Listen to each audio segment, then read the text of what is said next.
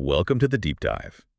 Ever wondered what happens when, an extraordinary innocent steps into a society just utterly consumed by passion, pride, convention? Today, we're diving headfirst into a classic work to unearth some really intense human drama, complex characters, and profound questions. It all unfolds when true goodness meets a very well messed up world. Yeah, this deep dive really grapples with those raw conflicts, the ones buried deep within human nature and society, especially when genuine, unadulterated goodness just crashes into it. Our source material gives us this remarkable chance to examine how individuals grapple with love, betrayal, social expectations, and, their own deepest desires. It's incredibly compelling. Right. And our mission today is to pull out the most compelling insights, maybe some surprising facts, those aha moments from these stories. We'll uncover how these characters navigate just immense social pressure, personal anguish, the struggle to define themselves. We want to offer you a kind of shortcut to understanding this intricate, unforgettable world. So let's unpack this. Our journey begins with Prince Lev Nikolaevich Myshkin. He's returning to Russia after years away, getting treatment in Switzerland. Can you picture him? He steps off the train, described with a death-like pallor and emaciated appearance, but with this passionate and suffering expression. Yet somehow, often with an impudent, sarcastic smile, it's quite a mix, and he's coming back from treatment for what's described, maybe crudely, as idiocy. That immediately marks him as this profound outsider. It's such a crucial detail, isn't it? The prince's background, it immediately sets him apart. He's just an anomaly in the rigid social structures he's about to enter. And his illness, it seems less like just a physical malady and more like it's actually granted him this unique lens, a way to view the world with heightened empathy, almost painful sincerity sometimes. And that constantly challenges the superficiality of everyone around him. And boom, right there on the train, he meets two absolutely pivotal figures. There's the fiery Parfen Rogozhin, this passionate young guy who's just inherited a massive fortune. And then there's the cunning, almost, parasitic Lebedev, a clerk. Rogozhin almost instantly just spills his whole dramatic story, the new wealth, bitter family conflict, his brother cutting tassels off their father's coffin, believe it or not. And of course, his intense, almost violent obsession with Nastassya Filippovna. It's a whirlwind before they even leave the train car. It's striking, isn't it, how quickly we see these opposing forces jump out. Rogozhin, all raw, untamed passion and that sudden wealth, immediately clashing with Lebedev, who kind of embodies this worldly, self-serving cynicism. And the prince, just watching quietly with his profound empathy, he stands in stark opposition to both.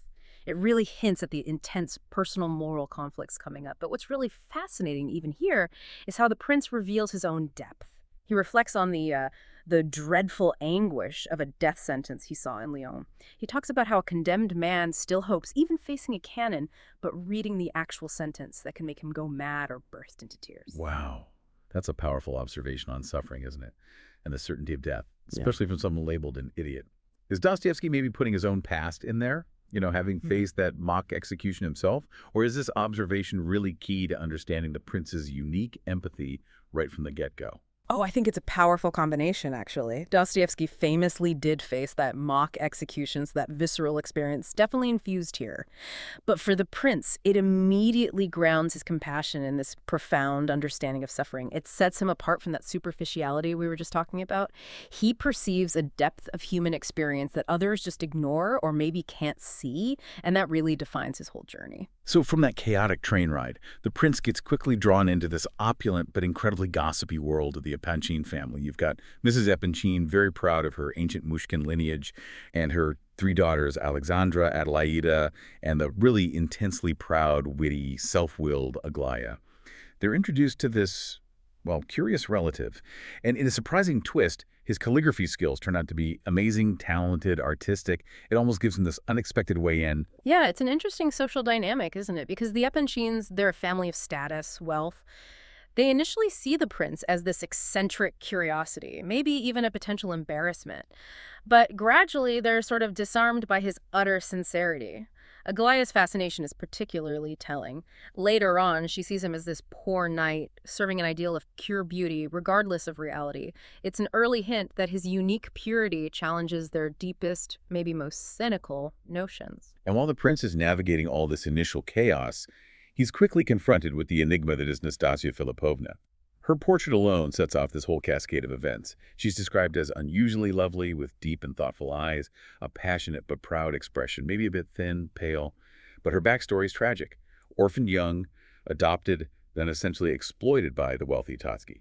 So she's admired by many, but truly known by, well, probably few. She lives this life of luxury in St. Petersburg, but her reputation is just this constant shadow following her. Nastassya isn't just wounded, is she? It feels like she almost weaponizes her past.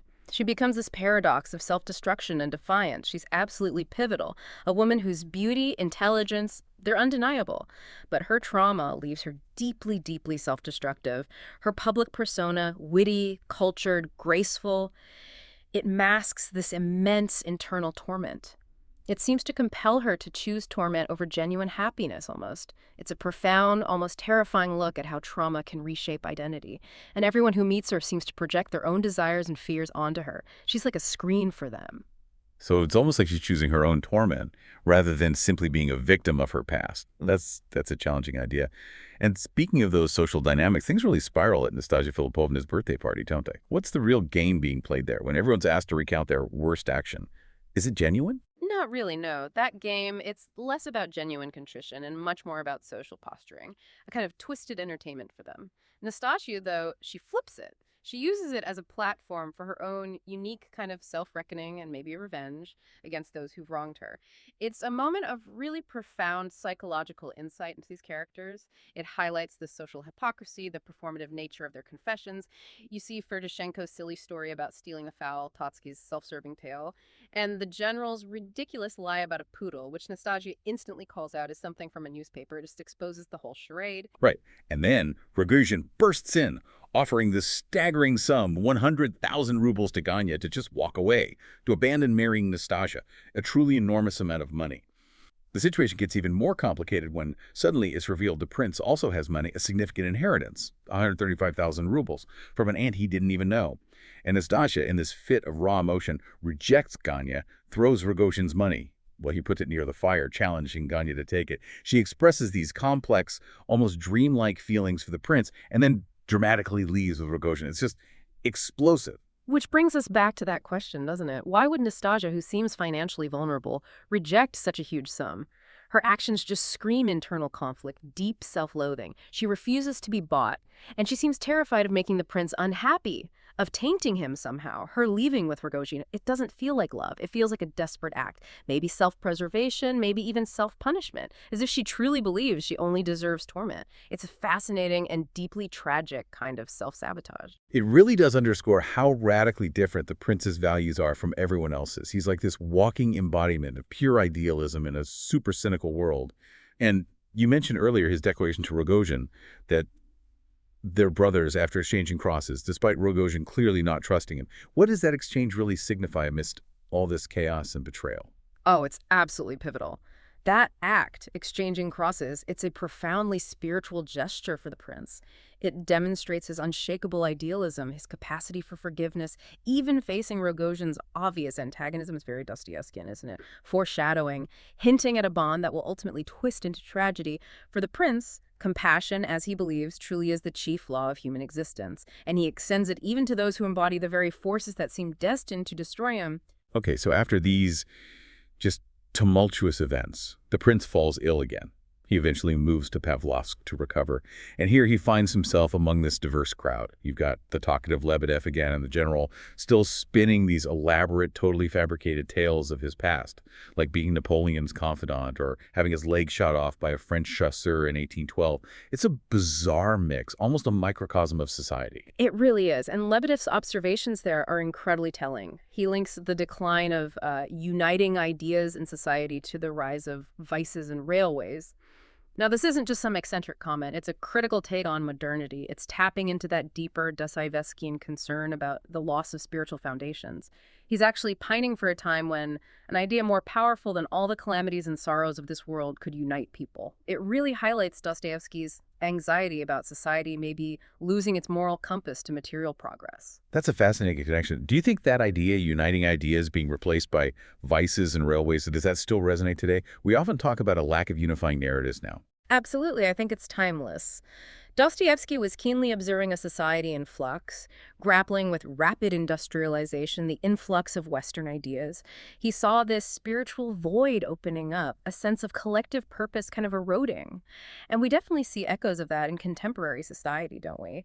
Where shared values can feel fragmented and material pursuits often overshadow those deeper existential questions.